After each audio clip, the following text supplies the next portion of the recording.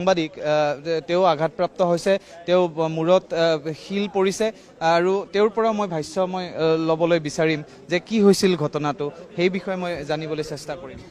আৰক্ষী অতি তৎপৰতাৰে মোৰ যেতিয়া শিল পৰিল, যেতিয়া তেজ ওলাল, তেতিয়া তেওঁলোকে আৰক্ষীয়ে কৰিছে দেই বেণ্ডেজ, তেতিয়া কোনো নাৰ্ছ ডাক্তৰ একো নাই আৰু ভিতৰত কোনোৱে নাই, একো নাই। বেণ্ডেজটো কৰি দি জাষ্ট মানে ব্লাডটো ৰখাইছে, তাৰপিছত আমি তেনেকৈ পৰি থাকিলোঁ প্ৰায় আৰু 1 ঘণ্টামান এনেকৈ শিলাঘৰখন হৈ আছে, কোনেও ক'তো লৰিব পৰা অৱস্থা নাই। এটা মুহূৰ্ত আহিল, আমি ভাবিলোঁ আমি ইয়াতে আৰু আজি বাচি যাব নোৱাৰিম, কাৰণ ভিতৰলৈকে শিল আহিব ধৰিছে, আমাৰ সেই কোৱাৰ্টাৰৰ ভিতৰলৈকে শিল আহিব ধৰিছে আৰু মানুহবিলাক ভিতৰত সোমাবলৈ চেষ্টা কৰিছে, জেলৰ ভিতৰত সোমাবলৈ চেষ্টা কৰিছে। আৰক্ষী ফায়াৰিং কৰিয়ে আছে, শিলাবৰ্ষণ চলি আছে, ফায়াৰিং কৰিয়ে আছে, শিলাবৰ্ষণ চলি আছে। এনেকৈ বহু সময় জুৰি এই অৱস্থাটো থাকিল। তাৰপিছত লাহে লাহে মানুহখিনিক আৰক্ষীয়ে নিয়ন্ত্ৰণ কৰাৰ কাৰণে চেষ্টা কৰিলে আৰু এফালৰ পৰা এম্বুলেঞ্চ গৈ আমাক উদ্ধাৰ কৰি আমাক তাৰ পৰা আনি মেডিকেলত ভৰ্তি কৰালে। মোৰ মূৰত 5টা চিলাই পৰিছে আৰু ইতিমধ্যে বেজি চেজি দিলে আৰু CT স্কেন কৰিলে।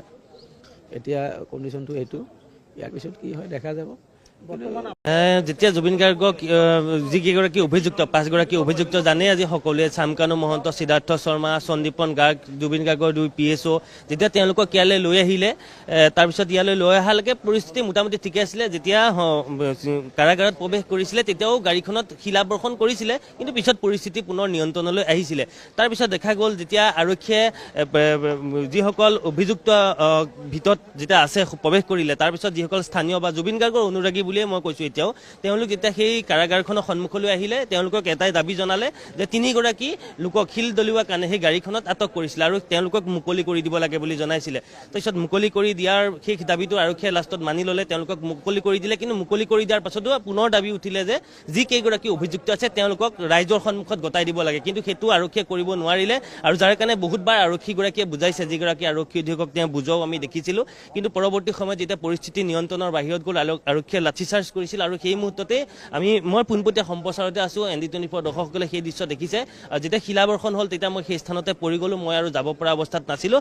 কিন্তু মোৰ সতীৰ্থ পুলকেশ আছিলে, পুলকেশ পাঠকে কিবা কৰি মোক জেলৰ ভিতৰলৈ লৈ গৈছে আৰু তাতে মই প্ৰায় 1.5 ঘণ্টা, মোৰ সতীৰ্থ বিটু আহিলে, তাত মই 2 ঘণ্টা সময় মোৰ ব্লাড গৈ আছে, তাতে মই পৰি থাকিবলগীয়া হৈছিলে কাৰণ ওলাব পৰা পৰিৱেশ নাছিলে। তাৰপিছত আছুৰ তৰফৰ পৰাও যোগাযোগ কৰিলে, এম্বুলেঞ্চ এখন পঠিয়ালে, আপোনালোকে যোগাযোগ কৰিলে, ইয়ালৈ মই আহিলোঁ। বৰ্তমান এতিয়া কিছু পৰিমাণে সুস্থ হৈছোঁ, 5 দিন চিকিৎসকে ৰেষ্ট দিছে, গতিকে তাৰপিছত হয়তো মই সুস্থ হৈ উঠিম। এতিয়া মানে আপোনাৰ বিষ আছে? এতিয়া বিষ আছে, মই খোজকাঢ়িব পৰা নাই। ডক্টৰে কৈছে খোজকাঢ়িলে ভাল, কিন্তু মোৰ যথেষ্ট যিহেতু চিলাই পৰিছে 3টাকৈ, গতিকে মই খোজকাঢ়িব পৰা অৱস্থাত নাই। 5 দিন মোক ডক্টৰে